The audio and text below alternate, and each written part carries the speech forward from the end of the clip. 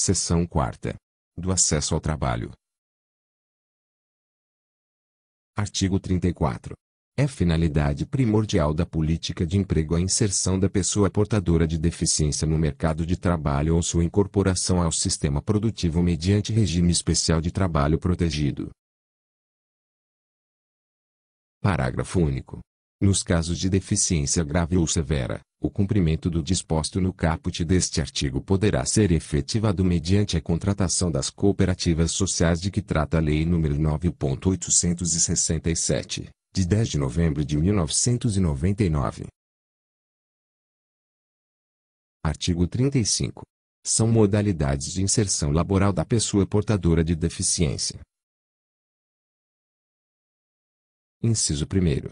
Colocação competitiva, processo de contratação regular, nos termos da legislação trabalhista e previdenciária, que independe da adoção de procedimentos especiais para sua concretização, não sendo excluída a possibilidade de utilização de apoios especiais. Inciso 2º. Colocação seletiva, processo de contratação regular, nos termos da legislação trabalhista e previdenciária, que depende da adoção de procedimentos e apoios especiais para sua concretização, Inciso 3º. Promoção do trabalho por conta própria, processo de fomento da ação de uma ou mais pessoas, mediante trabalho autônomo, cooperativado ou em regime de economia familiar, com vista à emancipação econômica e pessoal. Parágrafo 1º. As entidades beneficentes de assistência social, na forma da lei, poderão intermediar a modalidade de inserção laboral de que tratam os incisos 2 e inciso 3º, nos seguintes casos. Inciso 1º. Na contratação para prestação de serviços, por entidade pública ou privada, da pessoa portadora de deficiência física, mental ou sensorial, Inciso 2º. Na comercialização de bens e serviços decorrentes de programas de habilitação profissional de adolescente e adulto portador de deficiência em oficina protegida de produção ou terapêutica. Parágrafo 2º. Consideram-se procedimentos especiais os meios utilizados para a contratação de pessoa que, devido ao seu grau de deficiência, transitória ou permanente, exija condições especiais, tais como jornada variável, horário flexível, proporcionalidade de salário, ambiente de trabalho adequado às suas especificidades, entre outros. Parágrafo 3º. Consideram-se apoios especiais orientação, a supervisão e as ajudas técnicas entre outros elementos que auxiliem ou permitam compensar uma ou mais limitações funcionais motoras, sensoriais ou mentais da pessoa portadora de deficiência, de modo a superar as barreiras da mobilidade e da comunicação, possibilitando a plena utilização de suas capacidades em condições de normalidade. Parágrafo 4º. Considera-se oficina protegida de produção a unidade que funcione em relação de dependência com entidade pública ou beneficiente de assistência social, que tem por objetivo desenvolver programa de habilitação profissional para adolescente e adulto portador de deficiência, provendo com trabalho remunerado, com vista à emancipação econômica e pessoal relativa. Parágrafo 5º. Considera-se oficina protegida terapêutica a unidade que funcione em relação de dependência com entidade pública ou beneficiente de assistência social, que tem por objetivo a integração social por meio de atividades de adaptação e capacitação para o trabalho de adolescente e adulto que, devido ao seu grau de deficiência, transitória ou permanente, não possa desempenhar atividade laboral no mercado competitivo de trabalho ou em oficina protegida de produção. Parágrafo 6º.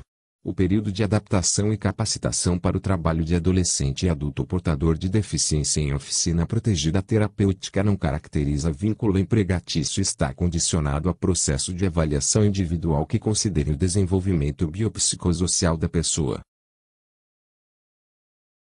Parágrafo 7º. A prestação de serviços será feita mediante celebração de convênio ou contrato formal entre a entidade beneficiente de assistência social e o tomador de serviços, no qual constará a relação nominal dos trabalhadores portadores de deficiência colocados à disposição do tomador. Parágrafo 8º. A entidade que se utilizar do processo de colocação seletiva deverá promover, em parceria com o tomador de serviços, programas de prevenção de doenças profissionais e de redução da capacidade laboral, bem assim programas de reabilitação caso ocorram patologias ou se manifestem outras incapacidades. Artigo 36. A empresa com 100 ou mais empregados está obrigada a preencher de 2 a 5% de seus cargos com beneficiários da Previdência Social reabilitados ou com pessoa portadora de deficiência habilitada, na seguinte proporção. Inciso 1º. Até 200 empregados, 2%. Inciso 2º. De 201 a 500 empregados, 3%.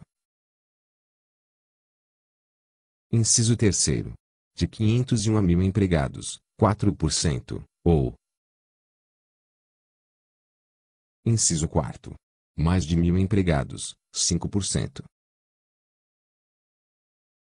Parágrafo 1º.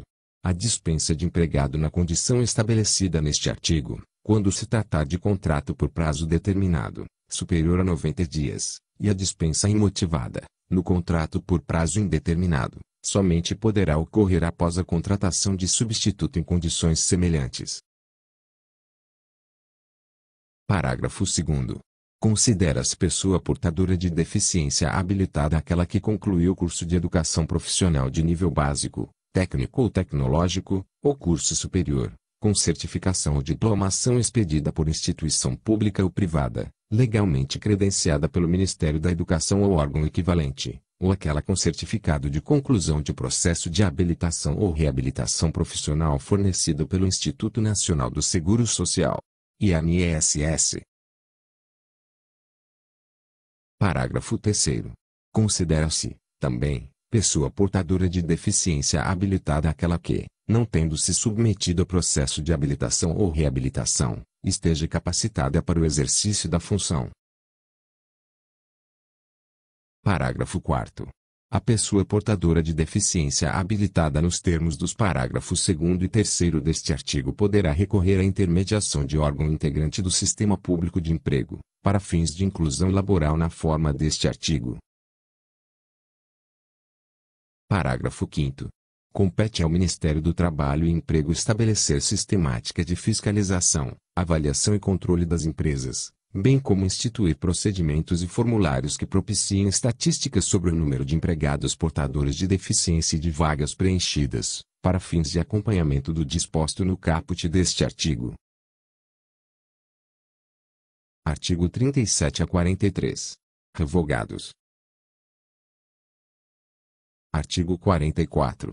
A análise dos aspectos relativos ao potencial de trabalho do candidato portador de deficiência obedecerá ao disposto no artigo 20 da Lei nº 8.112, de 11 de dezembro de 1990.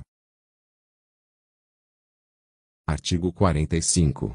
Serão implementados programas de formação e qualificação profissional voltados para a pessoa portadora de deficiência no âmbito do Plano Nacional de Formação Profissional, Planfor. Parágrafo único. Os programas de formação e qualificação profissional para pessoa portadora de deficiência terão como objetivos: Inciso 1º. Criar condições que garantam a toda pessoa portadora de deficiência o direito a receber uma formação profissional adequada. Inciso 2º. Organizar os meios de formação necessários para qualificar a pessoa portadora de deficiência para inserção competitiva no mercado laboral, Inciso 3º.